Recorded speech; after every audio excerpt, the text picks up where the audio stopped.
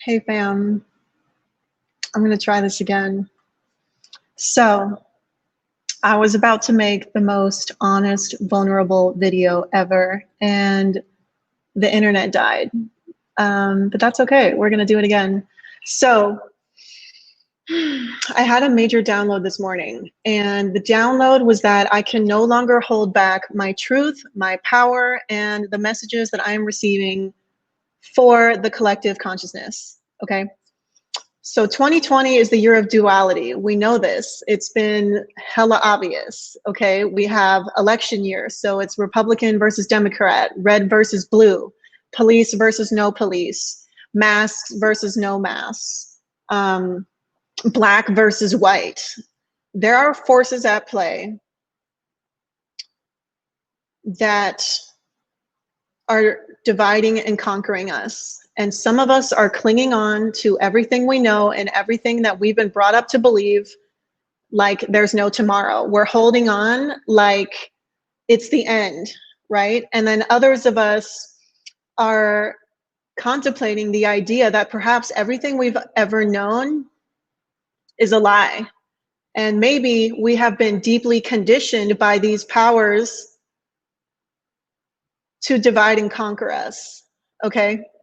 Anytime that anyone feels like they need to make up a story to make someone a bad guy, they are manipulating you. And they are using their power to try and persuade you and get you to come to their side.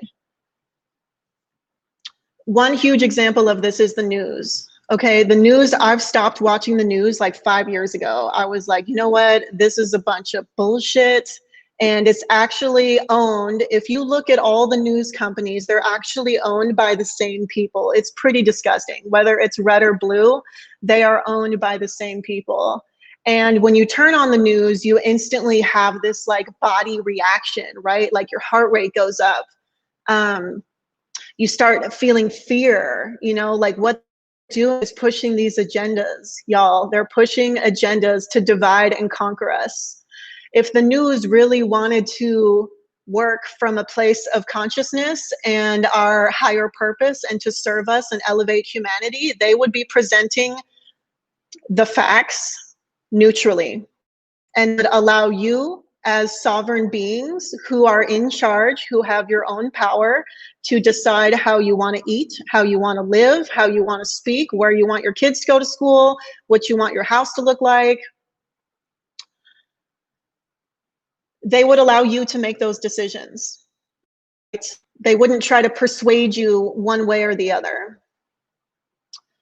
So the separation is at an all-time high, and the powers at large didn't make it to the top without saying what you wanted them to say, without putting money in your pockets, without shaking hands, playing the good side, right? Like these forces and these people who are being occupied by these forces would not have made it to where they are, these positions of power, without playing the game for so long. Okay, and so now they're in positions of power where they can manipulate our food supply, our air supply, our water supply, everything that we consume on the social media, the censorship, right? I hear there's a new movie on Netflix.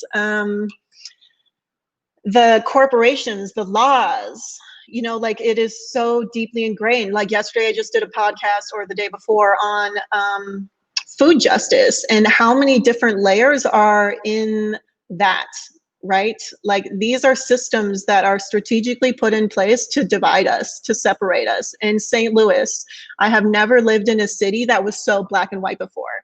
You walk down one block and it's beautiful, for example, the Central West End, and then 2 or 3 blocks down, like it's not safe and it's not good, and it is completely black and white. I used to work at a school on the north side that was 99.5% black. One of the kids there told me he had never seen a white person before because he had never left the block before and never left his neighborhood before. And if this is what we're doing to people, food deserts, it's a theme that we talked about as well. they are disempowering us. They are dividing us. Okay, so what can we do? What can we do in this year of division where it's like black and white, you know, red versus blue? It's election year, you know, masks or no masks. Like, what can you do? Well, you have to remember who you are, and you have to remember where you came from, your ancestors, and everything that has been built to get you here today. All of the work that your ancestors put in, all of their intentions, all of their magic that they put in was for you to be as empowered as you can be today. So when I'm on the soccer field, okay, like I turn into a beast. Okay, I don't play games. I believe that there are a lot of healers and light workers like I was who are very dainty and kind of passive actually, and they skirt around the issues and they're just like love and light, peace, lollipops and rainbows. But really the people that I follow and I'm most attracted to are like, no, they're holding their ground, they have authority, they're kind, but they're firm and they're powerful. They set their boundaries. They don't compromise, you know, they don't not do something because someone else might react a certain way. Okay, and I think that we have gotten to this place where we are. A lot of it is karma, right? The collective US world karma.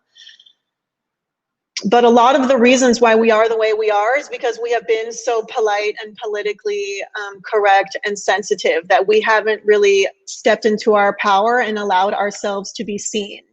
You know, in business, they often talk about, you know, that topic that you've been avoiding, talk about it. That's what you want, and that's gonna bring you your soulmate clients who are gonna feel you on a level so deep that they will do anything to work with you. Okay. Family as well. We have to be cutthroat about what we allow into our field, knowing that all of these forces are working against us, that are looking to divide us.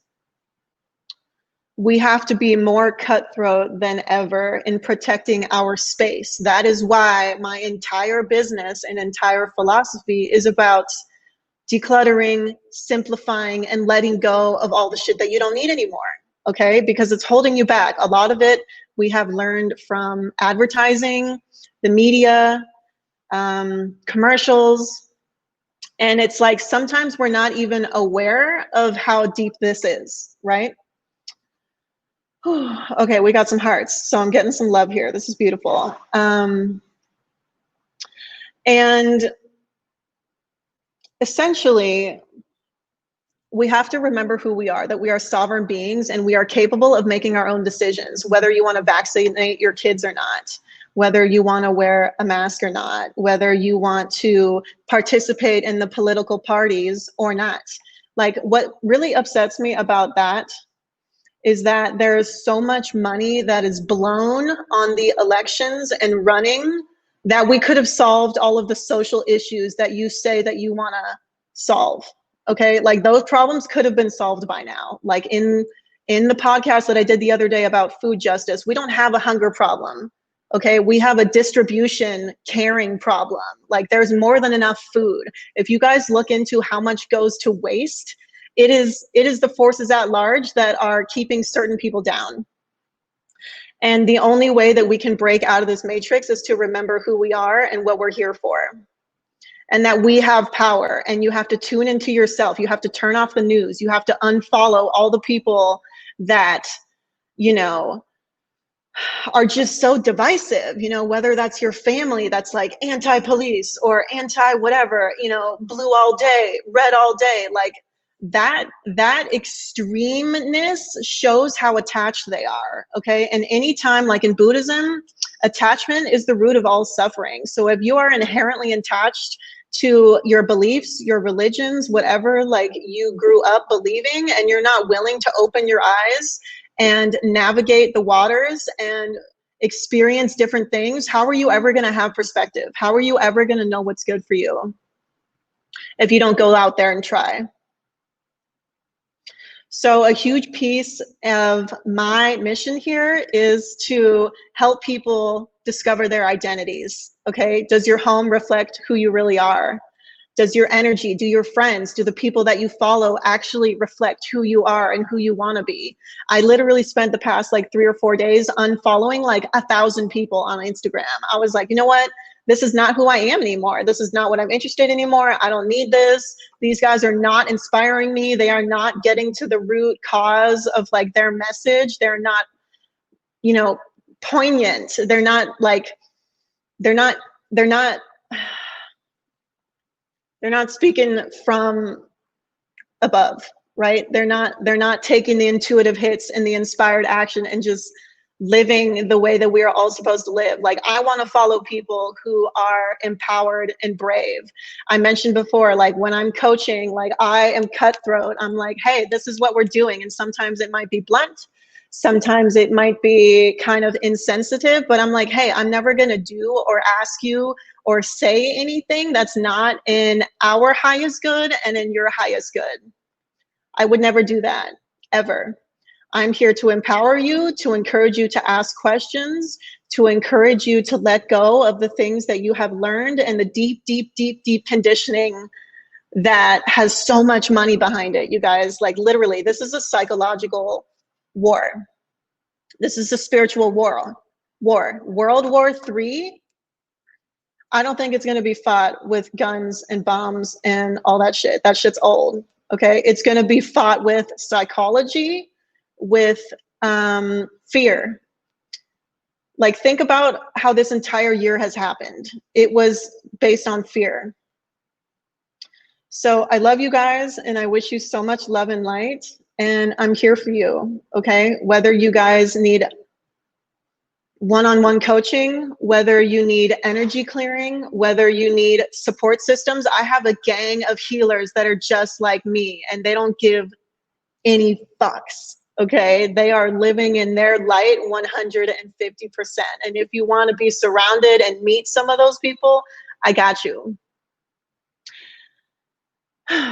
Yes. Okay, you guys. So I'm in a new chapter. My baby will be here in like less than 5 weeks, and I have 2 boys. There's a reason for that. There's a reason why I have 2 boys. There's a reason why all of the students I taught in juvenile detention and alternative schools were boys, because I'm here to learn from them. You can be feminine and powerful and strong and firm all at the same time. And who doesn't love a warrior goddess? Okay. I think we all do. We love Xena. Okay. We love Superwoman. Did you see that movie? Like, come on. We love that. So let's do that. Okay, you guys. I love you. Bye.